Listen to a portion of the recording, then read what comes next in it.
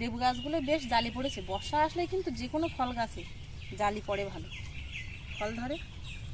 বেশ বড় বড়, দেখো কত বড় বড়। শুধু দোষ করেছে টক লেবু।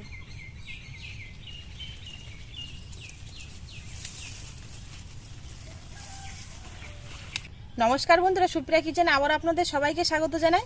বন্ধুরা, আজকে বাগানে চলে এসেছি ঘ্যাটকুল পাতা তুলতে। ঘ্যাটকুল পাতা দিয়ে দু ধরনের রেসিপি বানাবো। তো প্লিজ বন্ধুরা, আপনারা ভিডিওটা না কেটে প্রথমের থেকে শেষ পর্যন্ত দেখবেন, আপনাদের ভালো লাগবে।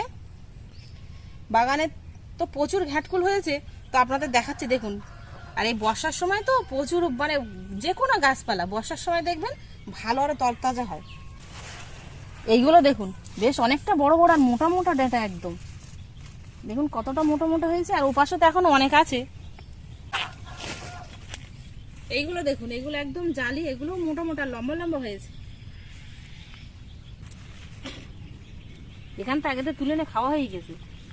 ফুল হয়েছে দেখুন বন্ধুরা, একটা দুটো তিনটে, প্রত্যেকটা গাছে একটা করে ফুল হয়েছে দেখুন।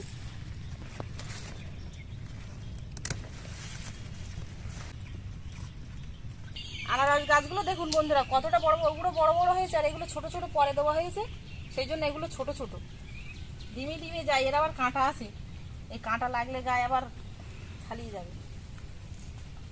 এই যে দেখুন একটা ছোট আনারস হয়েছে, দেখুন একটা ছোট্ট আনারস। এই আনারসটা বড় হবে পরপর। কেটে কেটে অনেকটা তুলে নিয়েছি, এতে হয়ে যাবে। এতে তাই দুটো রেসিপি হয়ে যাবে। এবার যাবো বাড়ির দিকে, চান করে ফ্রেশ হয়ে তারপরে রান্না করতে যাব। রান্নাঘরে চলে এসছে। আর এখানে দেখুন পাতা আর ডাঁটা কিন্তু আমি আলাদা আলাদা করে কেটে নিয়েছি। দুটোই আলাদা আলাদা দুটো রেসিপি বানাবো। ঘাটকলের ডাঁটাগুলো এরকম করে আঁশ ছাড়িয়ে পরিষ্কার করে নিয়েছি। আপনাদের দেখিয়ে দিচ্ছি, এরকম করে টানলেই কিন্তু দেখুন এরকম করে খোসা উঠে যাবে, একদম কচুর লতির মতো। আর পাতাগুলো এরকম করে ঝিরিঝিরি করে কেটে নিয়েছি। ঘাটকলের ডাঁটাগুলো হালকা একটু 1-2 মিনিট গরম জলে ভাপিয়ে নেব, তাহলে আর গাল চুলকাবে না। অল্প জল দেবো, লবণ হলুদ দেবো না, কিন্তু শুধু প্লেন ভাপিয়ে নেব। আর যে পাতাগুলো কেটে রেখেছি এগুলোকে শিলে বাটবো। এই পাতার বড়া বানাবো, শিলে বেটে নিলে তাহলে কিন্তু বড়া বানালে আর গাল চুলকাবে না। আপনারা যদি এইভাবে কুচি করে বড়া বানান তাহলে গাল চুলকাবে, কিন্তু বাটার পরে দেখবেন আর গালটা চুলকাবে না খাবার সময়। ভাপিয়ে নিয়েছি 2 মিনিট। আর দেখুন ঠিক এরকম একটা লাল জল বেরিয়ে গেছে, দেখুন জলের কালারটা কেমন। এবার নামিয়ে নেব। জলের কালারটা দেখুন কেমন এসছে। পাতাটা শিলে বেটে নিয়েছি, সেটা আপনাদের সাথে আর শেয়ার করলাম না। পাতা বাটার মধ্যে 3 চামচ বেসন দিয়ে দেবো।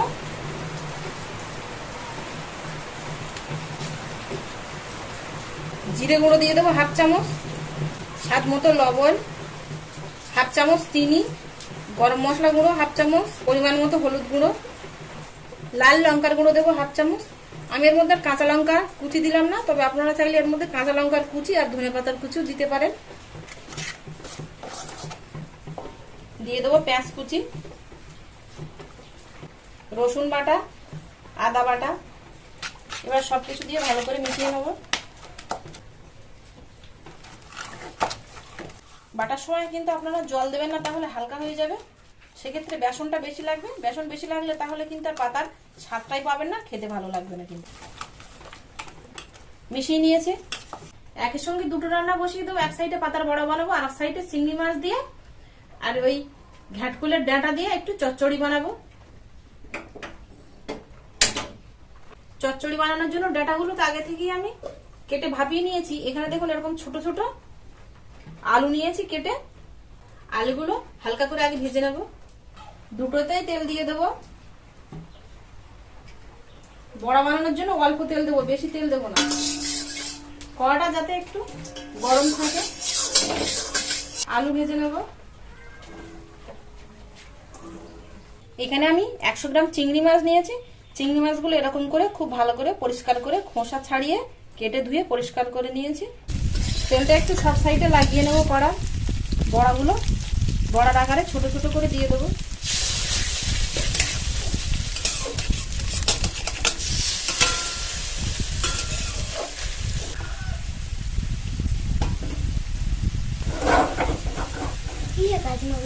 সবগুলো একেবারে ধরে গেছে।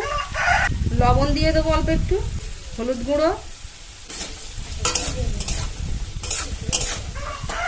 আলুগুলো একদম ছোট ছোট করে কেটে নিয়েছি, সেই জন্য দেখুন খুব অল্প সময়ের মধ্যে ভাজা হয়ে গেল। এই দেখুন এক্ষুনি কিন্তু এই যে 60-70% ভাজা হয়ে গেছে। এবার এর মধ্যে ডাঁটাগুলো দিয়ে দেবো।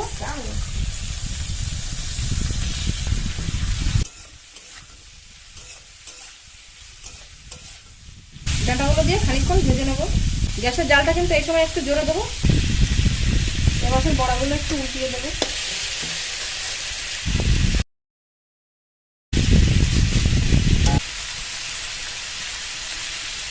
সাইড দিয়ে তেল দিয়ে দেবো।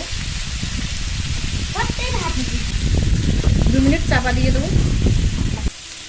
ডাঁটাগুলো দিয়ে আরো 2-3 মিনিট ভেজে নিয়েছি। এবার তুলে নেবো। সরষের তেল দিয়ে দেবো চিংড়ি মাছ ভাজার জন্য। চিংড়ি মাছ দিয়ে দেবো, লবণ, হলুদ গুঁড়ো,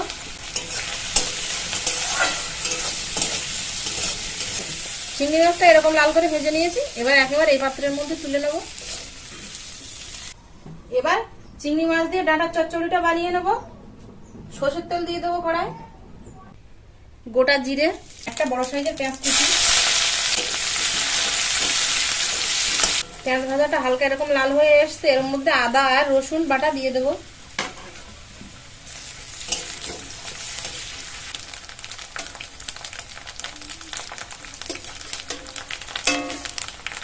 দু 3 মিনিট ভেজে নিয়েছি, বেশ কালারটা এরকম লাল হয়ে এসছে। দিয়ে দেবো লবণ, হলুদ গুঁড়ো, লাল লঙ্কার গুঁড়ো, জিরের গুঁড়ো, অল্প একটু জল দেব।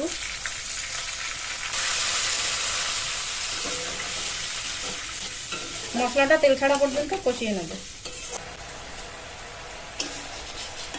বড়টা এপিট ওপিট করে ভেজে নিয়েছি, বেশ দেখুন একদম নরম হয়নি, আবার একদম শক্ত না, বেশ মাঝামাঝি আছে, মানে ভেতরটা পুরোটাই সেদ্ধ হয়ে গেছে। এবার নামিয়ে নেব। এই সাইডে মশলা দিয়ে তেল ছেড়ে দিয়েছে। ভাজা সবজি চিংড়ি মাছ আলু দিয়ে দেবো।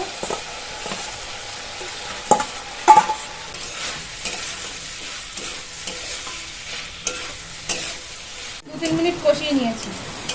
দেখুন ডাঁটাগুলো কিন্তু আগের থেকে অনেকটা এরকম নরম হতে শুরু হয়েছে। এবার জল দিয়ে দেবো। বাইরে এত পরিমাণে বৃষ্টি হচ্ছে আর ঝড় হচ্ছে, আওয়াজটা শুনতে পাচ্ছেন? খুব একটা বেশি জল দিইনি আমি, এখানে 1 বাটি মতো জল দিয়েছি। এবার এখানে বড়াগুলো পাত্রে তুলে নেব। যে সকল বন্ধুরা ইউটিউব থেকে এখনো নতুন, আপনারা প্লিজ চ্যানেলটিকে সাবস্ক্রাইব করবেন, আর ফেসবুক পেজ থেকে দেখলে ফেসবুক পেজটা ফলো করে আমার পাশে থাকবেন। সবগুলো পাত্রে তুলে নিয়েছি। আর এই খেতে যে এতটা টেস্টি হবে আপনারা সত্যি ভাবতেই পারবেন না। আমি তো আর এর মধ্যে চিংড়ি মাছ দিলাম না, আপনারা যদি এর মধ্যে একটু চিংড়ি মাছ বাটা দেন তাহলে দেখবেন আরো টেস্টি হবে। খুব বেশি জল দিইনি, কিন্তু দেখুন ঠিক এরকমই 1 বাটি জল দিয়েছি, কারণ সবকিছু সেদ্ধ আছে, তাই বেশিক্ষণ ফোটাতে লাগবে না। ঝোলটা এরকম গায়ে গায়ে হয়ে গেছে। আর এই ডাঁটার ঝোল কিন্তু একদম ঝোল ঝোল রাখতে নেই, বেশ এরকম একটু গায়ে গায়ে হবে, তবেই খেতে ভালো লাগবে। এবার এর মধ্যেই আমি 1 চামচের 3 ভাগের 1 ভাগ গরম মশলা গুঁড়ো দিয়ে দেবো। দিয়ে নেড়ে চেড়েই নামিয়ে নেবো। গরম মশলার গুঁড়ো দিয়ে একদমই কিন্তু ফোটাতে নেই, তাহলে গরম মশলার ফ্লেভারটাও থাকে না, স্বাদটাও থাকে না।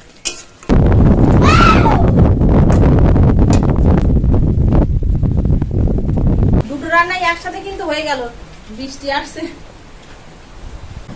আপনারা তো ঘ্যাটকুল শাক বিভিন্ন রকম ভাবে রান্না করে খেয়ে দেখেছেন, কিন্তু আমি যেভাবে রান্না করলাম আপনারা একবার এইভাবে রান্না করে খেয়ে দেখবেন। আশা করছি আপনাদের ভালো লাগবে। আর যদি ভালো লাগে তাহলে প্লিজ বন্ধুরা আমার পরবর্তী ভিডিও সবার প্রথমে দেখার জন্য পাশে থাকা বেল আইকনটি ক্লিক করে দেবেন, আর আপনাদের বন্ধুদের কাছে প্রচুর প্রচুর শেয়ার করবেন। এতক্ষণ আমার সঙ্গে থাকার জন্য আপনাদের অনেক অনেক ধন্যবাদ। আবারও দেখা হচ্ছে আপনাদের সাথে পরে নতুন কোনো রেসিপিতে। ততক্ষণ আপনারা সবাই ভালো থাকবেন ও সুস্থ থাকবেন। বৃষ্টি কি বৃষ্টি কি বৃষ্টি কি বৃষ্টি।